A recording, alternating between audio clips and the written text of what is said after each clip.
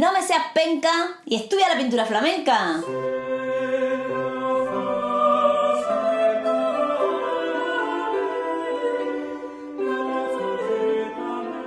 El tema que vamos a estudiar hoy es la pintura gótica flamenca. También se le llama los primitivos flamencos. Y es que es la pintura flamenca del siglo XV. Esta pintura va a ser una pintura precursora del Renacimiento. Es una pintura que se desarrolla en Flandes, en la actual Bélgica. En esta época, Flandes se conocía como el Ducado de Borgoña. Era un ducado feudal que estaba ligado a veces a la corona de Francia y otras veces a la corona de los Habsburgo. Durante el siglo XV fue una zona muy urbanizada y con muchísimo comercio y con ciudades muy ricas. Lieja, Brujas, Gante, Bruselas. Fueron ciudades donde prosperó muchísimo el comercio, la banca, la artesanía. Durante el siglo XV estas ciudades empiezan a ser muy prósperas y se llenan de burgueses con muchísimo dinero que quieren tener obras de arte en su casa. No solo los reyes y la nobleza van a ser ahora los que impulsan el arte, sino también esta burguesía rica y acaudalada que se quiere ver reflejada en sus obras. En este vídeo nos vamos a centrar solo en la pintura del siglo XV. Como características generales de esta pintura podemos ver el uso generalizado del óleo. Aunque siempre se ha dicho que los flamencos son los que inventaron el óleo, no es verdad. Ellos van a generalizar el uso pintado sobre tabla, a veces mezclado incluso con temple. El óleo es una pintura que tarda bastante más en secarse, que en lugar de aglutinarse con huevo, el pigmento se aglutina con aceites vegetales, y es una pintura que facilita las transparencias, las veladuras, es decir, exponer varios tonos de color, facilita poder representar mejor y con más detalle las distintas calidades de la materia. Hace colores mucho más vivos, más brillantes. Los flamencos de la época le daban a la tabla una imprimación con estuco y cola animal que hacía muchísimo más luminosa la pintura. Una de sus características, por tanto, va a ser la minuciosidad y el detallismo. Si te pones a fijarte en los detalles que tiene la obra, es que flipas. Se recrean muchísimo en la representación de los detalles. Encontramos obras, por tanto, de gran realismo y, lógicamente, de mucho naturalismo. Y es que antes que la idealización van a buscar la captación psicológica de los personajes, especialmente en los retratos. Descubren la perspectiva lineal y la perspectiva aérea al mismo tiempo que los italianos del 400, de hecho son contemporáneos. Pero no lo van a hacer desde el desarrollo de la matemática, sino lo van a hacer de una manera intuitiva, de una manera empírica. El camino a la perspectiva es bastante lento, vamos a encontrarnos que al principio van a optar por lo que llamaron la perspectiva caballera, así como a vista de pájaro. Es como si el pintor estuviese en un sitio más elevado. Los objetos que estuvieran en el primer plano se ponían en la parte inferior del cuadro y la línea del horizonte se representaba muy arriba. Esos van a ser los primeros intentos de perspectiva. Otra característica es que aparece el paisaje, pero el paisaje además como tema fundamental de la obra. Encontramos caminos que se alejan, prados, bosques verdes. No se hacían apuntes al natural, sino que se estereotipan un poco los paisajes. Y cuando se representa en el interior, aparece normalmente en una ventana. También son muy típicos los paisajes urbanos. Los temas suelen ser religiosos, muy simbólicos. Nos vamos a encontrar con la recreación de escenas bíblicas, de paisajes de santos. Además de los temas religiosos, aparecen también los retratos. No aparecen frontales, sino un poquito giradas hacia un lado, lo cual hace que el personaje se involucre en el espacio. Aparecen sobre fondos neutros, con colores oscuros y con algo normalmente simbólico en las manos. También nos vamos a encontrar pintores como el Bosco que pintan cuadros ejemplarizantes donde se describen los pecados, alegorías, las virtudes, pero sobre todo los pecados y todas las consecuencias que acarrea pecar. Son cuadros muy pequeñitos, de pequeño tamaño, porque claro, los cuadros eran encargados por los burgueses para ponerlos en el interior de sus casas, cuadros que quedaron bien en el salón. Los pintores más destacados del siglo XV son Roger van der Weyden. Este señor fue muy reconocido en su época, fue nombrado pintor de la ciudad de Bruselas y es destacable sobre todo por su obra religiosa, por el patetismo y el dramatismo que imprime a su obra y la minuciosidad con lo que capta algunos detalles. Por ejemplo, las lágrimas que caen por las mejillas, los bordados. Su obra más conocida, que tenemos la suerte de tener en el Prado, es El Descendimiento. En El Descendimiento podemos ver un tríptico encargado por los gremios de los ballesteros de Lovaina, por eso encontramos unas ballestas en los ángulos de la composición. El fondo todo es liso, como una especie de tablero, con un color dorado, que simboliza la divinidad. Y abajo, en primer término, aparece un pequeño paisaje con una serie de plantitas, un hueso, una calavera. José de Arimatea envuelve el cuerpo de Cristo en un paño de lino. José de Arimatea cuenta en los evangelios que fue un hombre muy rico que consiguió que Poncio Pilato le entregara el cuerpo de Cristo y lo enterró en la tumba que él tenía para sí mismo. Aquí lo vemos con un rico paño de lino. El joven que baja a Cristo y que ayuda a José de Arimatea probablemente sea un criado de José. Aparece también un anciano de barba blanca que sería Nicodemo, fariseo y jefe judío que estaba presente en el descendimiento de Cristo. Luego tenemos María Magdalena y Juan.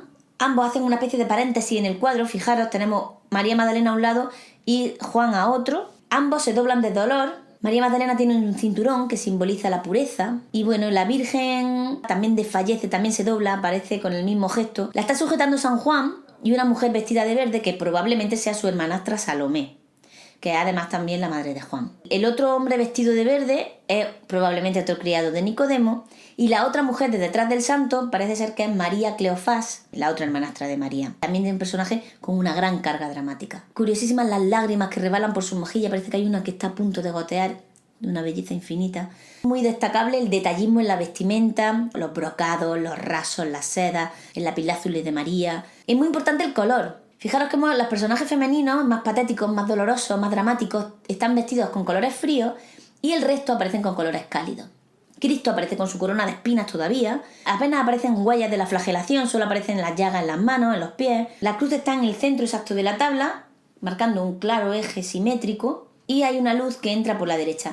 Todo tiene un tratamiento bastante escultórico. Los personajes más conocidos de los primitivos flamencos van a ser los hermanos Van Eyck. Fueron dos, el más conocido fue Jan Van Eyck, aunque también tuvo un hermano que se llamaba Hubert. Juntos hacían muchísimas obras, pertenecen a una saga y a una familia de pintores muy importante en la ciudad de Brujas. Ambos manejan como nadie la simbología medieval y la combinan con una rigurosa construcción del espacio, con la perspectiva, con el dominio del retrato y un gran virtuosismo técnico, sobre todo al describir las calidades de la materia. Aunque no inventan el óleo, van a ser los que generalizan su uso y sobre todo lo perfeccionan. De sus obras más conocidas vamos a estudiar unas cuantas. Vamos a ver una conocidísima, El Cordero Místico. Es la obra más robada de la historia del arte y es que ha sufrido un montón de peripecias este cuadro. Ha recorrido el mundo. Es un políptico. Las grandes figuras de arriba parecen ser que es del hermano mayor de Hubert, que murió durante la ejecución del cuadro, y Jan va a terminar el resto. Voy a empezar a describir el Cordero Místico por la parte superior. En la parte superior, a ambos lados,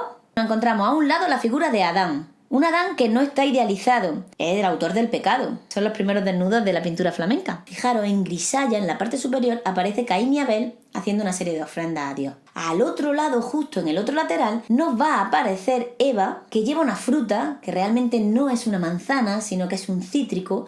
Aparece con la barriga muy abultada y eso simboliza que Eva es la madre de la humanidad. Aparece en grisalla porque quiere simular que es un relieve, un trampantojo.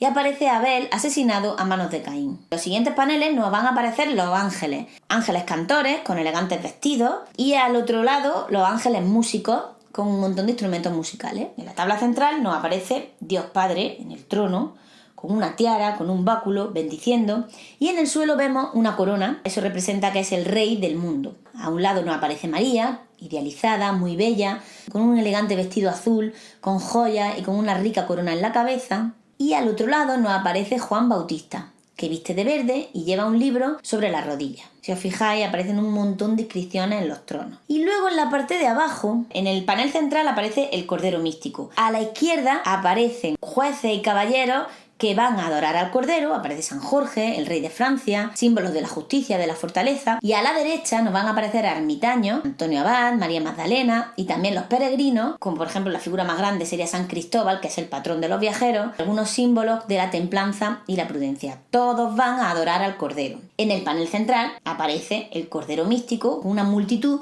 que se acerca a él como señal de salvación. El eje de simetría está muy marcado con el pozo, sigue con el Cordero y acaba con el sol. En el centro del sol hay una paloma que sería el Espíritu Santo. Alrededor del altar y del Cordero nos aparecen una serie de ángeles con los símbolos de la pasión y luego en otro círculo más amplio nos aparecen 4 grupos. Uno sería la Iglesia Católica, otros serían paganos y judíos, otros tenemos las mártires mujeres y en otro lado los papas y los obispos. Todos van a adorar al Cordero Místico. Junto al pozo nos aparece una fuente que sería el símbolo del bautismo, ese agua que nos va a purificar y que nos va a limpiar el pecado original. Del pecho del Cordero sale sangre, que va a ser recogida en un cáliz. Esto simboliza la Eucaristía, el sacrificio de Cristo.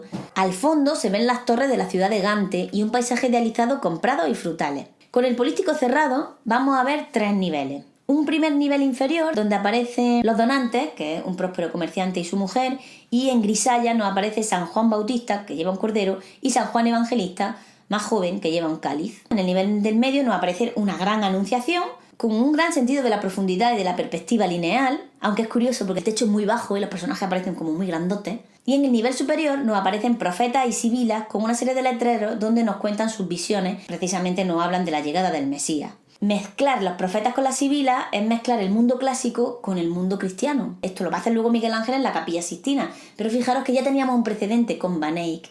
Curiosísimo, ¿no? Son verdaderamente importantes ese Adán y Eva con esos gestos tristes, esas miradas perdidas. Hay una curiosidad y es que en 1781 el emperador José II de Habsburgo entró a la Catedral de Gante y se horrorizó viendo los desnudos y los va a sustituir por otros vestidos. Aquí los tenéis. Podemos destacar el realismo, el detallismo en las joyas, en las telas, en el paisaje. La luz es bastante uniforme, no es realmente importante. Es destacable las figuras que hace Hubert, que quizás sean las más hieráticas, y el resto, que son hechas por Jan van Eyck, que le da un poquito más de naturalismo, un poquito más de expresión. Una de sus obras más conocidas es El matrimonio Arnolfini, una obra que tiene muchísimo simbolismo. Representa a Giovanni Arnolfini con su mujer, celebrando en secreto el matrimonio, porque aparecen en el espejillo el pintor como testigo y a otra persona que parece ser un clérigo. Hay gente que dice que es un autorretrato del pintor, hay otros que dicen que es una anunciación así un tanto oculta. El que se parece a Putin sería Gabriel, que está anunciándole la buena nueva a María. Un poco raro, un poco insostenible estas teorías. El teórico y experto en historia del arte, Erwin Panofsky, hizo un gran estudio sobre esta obra y sintetizó todos los símbolos y todos los detalles que contiene el cuadro. Según Panofsky, el retratado es Giovanni Arnolfini, un rico burgués de la época que se está casando con otra chica que representa el ideal de belleza gótica. Él aparece bastante severo, rígido, como la autoridad moral de la casa, bendiciendo a su esposa, que aparece mucho más sumisa, con el vientre muy abultado. A día de hoy se afirma que nunca estuvo embarazada. De hecho, a Arnolfini lo juzgaron por adúltero, es muy hijo de Putin. El vientre de ella parece muy abultado, pero parece ser que esto era como un símbolo de la época, un símbolo de fecundidad y un símbolo de belleza. Maravilloso. Ella, de hecho, representa el ideal de belleza femenina. Aparece con la frente rapada, ¿no?, hasta la mitad de la cabeza. Esa fechoría le hacían a las mujeres medievales. Casi estaban guapísimas. Con su piel muy blanca. Aparece con unas túnicas muy ricas, los puños de armiño, con collares, anillos, todo de oro, representando ese rico estatus que tenía esta pareja. Casi todas las cosas que aparecen en el cuadro nos quieren decir eso, precisamente la riqueza que poseía la joven pareja. La naranja son importadas del sur, no hay naranja en Flandes, son mediterráneas. Eran un lujo en el norte de Europa, puede ser el símbolo de la riqueza de la familia o de la prosperidad que les aguarda en el futuro, o quizás aluden al origen mediterráneo de estos personajes. Las naranjas eran conocidas en esta época como manzanas de Adán. En el norte representan la fruta prohibida, otro símbolo, la cama. El color es rojo pasión, tiene relación con el linaje, con el apellido. Era costumbre de las casas borgoñesas colocar una cama en el salón, que servía tanto para las visitas como para que las mujeres que estaban recién paridas recibieran pues todos los parabienes de la familia que venía a verla. Otra cosa, la alfombra parece súper lujosa y parece que es de Anatolia, una alfombra turca. Ellos van descalzos, aunque llevan calcetines. Ya en el siglo XV llevaban calcetines con sandalias. Maravilloso. Que aparezcan descalzos simboliza que se está haciendo una especie de ritual religioso. Se decía que pisar suelo descalzo aseguraba la fecundidad. La posición de los zapatos es muy importante. Si os fijáis, los de ella apuntan hacia la cama, hacia el hogar, y los de él apuntan hacia la puerta, hacia el mundo exterior. Los rosarios eran un regalo habitual que el novio le hacía a su futura esposa como símbolo de la pureza. El espejo que hay al fondo es un pasón. En el espejo se ven a los dos testigos, un clérigo y el propio Jan van Eyck. ¡Ojo!, que el recurso del espejo lo va a utilizar luego Velázquez. Este espejo es muy típico de la época. Servían para espantar a los espíritus, para alejar a la mala suerte, se llamaban brujas. El detallismo que tiene el espejo es un pasote. Si os fijáis, hay 10 escenas de la pasión representadas en cada uno de los circulillos. Además, debajo del espejo justo aparece la firma de Van Eyck. Jan van Eyck estuvo aquí. La lámpara solo tiene una vela encendida, que simboliza la llama del amor. Era costumbre en Flandes también, en las ceremonias de boda, encender una vela. En el cabezal de la cama se ve también la talla de una mujer con un dragón a sus pies. Podría ser Santa Margarita, que es la patrona de los alumbramientos. Y el perrillo que aparece simboliza la fidelidad y el amor terrenal, sobre todo de ella a él. Súper interesante la minuciosidad que se representa con el óleo, la luz que es suave y entra por la ventana. Hay una perspectiva aérea, se puede palpar el ambiente, se intuye, ¿no?, el aire que envuelve a la figura. Todo esto además contrasta bastante con las posturas tan hieráticas que tienen los esposos. Quizás pues por esa ceremonia a la que están asistiendo, pues tienen esos gestos ceremoniales que requieren la ocasión. Otras obras famosas de Van Eyck son, por ejemplo, El hombre del turbante rojo. Dicen que puede ser un autorretrato del propio pintor, no se sabe muy bien quién es. Realmente no lleva un turbante, sino que lleva un chaperón, que es un tocado típico masculino de la época. En la parte inferior del cuadro podemos leer: Jan van Eyck me hizo el 21 de octubre de 1433. Arriba aparece el lema personal de Van Eyck, que dice: hago lo que puedo. Por último, un ejemplo de pintura muy típica de la época es que aparezcan los santos, las vírgenes, con los donantes, con con las personas que patrocinan el cuadro. Aquí vemos un ejemplo, la Virgen del Canciller Rolín. Aquí vemos a la Virgen con el niño y el donante. Fijaros en su cara no indica precisamente humildad ni sometimiento a la Virgen, sino más bien a una cara vanidosa y arrogante, esa vanidad típica de la burguesía que tiene mucho dinero y va de sobradillo. La Virgen está muy humanizada, es muy naturalista y la escena transcurre en un interior y entonces vemos el paisaje por la ventana.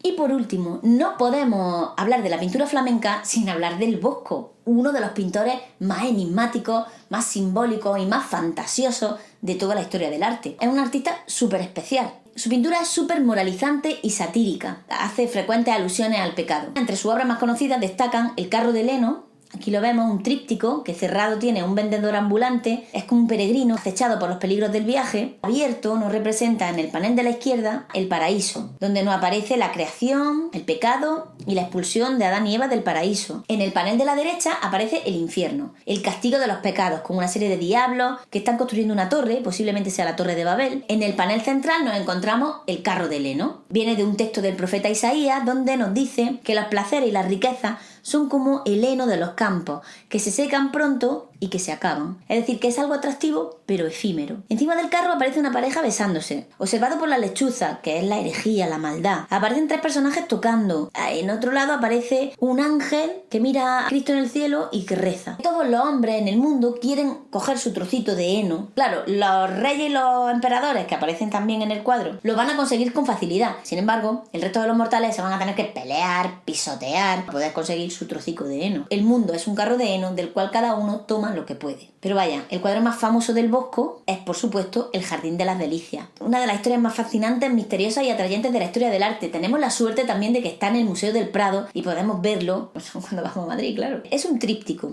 que cerrado representa el globo terráqueo. No aparece la creación del mundo, no aparecen personas ni animales.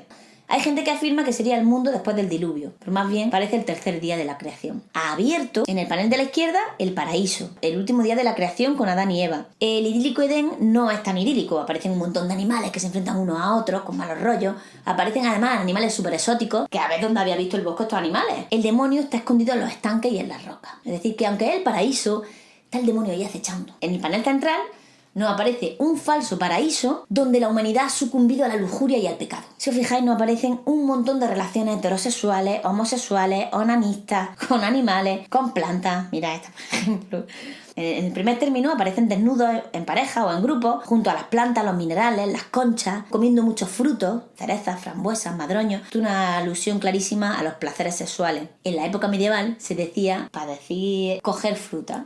Aparecen extrañas criaturas que aprisionan y que oprimen a los personajes, alambiques, matraces, muy relacionados con la alquimia. Los estanques que aparecen no están limpios, son el origen de todos los males. En el centro aparece el estanque, a su alrededor un cortejo de jinetes hombres que hacen una danza rara en caballos y animales exóticos, grifos, leopardos, panteras, unicornios. Las mujeres se bañan mientras que los hombres le hacen esa danza. Abajo a la derecha aparece una persona vestida, probablemente sea San Juan Bautista, que señala a una chica, que probablemente sea Eva, y le señala como la culpable de todos los males que acontecen a la humanidad. Muy típico culpar a Eva de todo. En el panel derecho aparece el infierno musical. No sabemos muy bien por qué el Bosco le daba tanto coraje a la música y relacionaba el pecado con la música. Lo que sí sabemos es que están expuestos todos los tormentos del infierno, que tiene una gama de colores bastante distintas.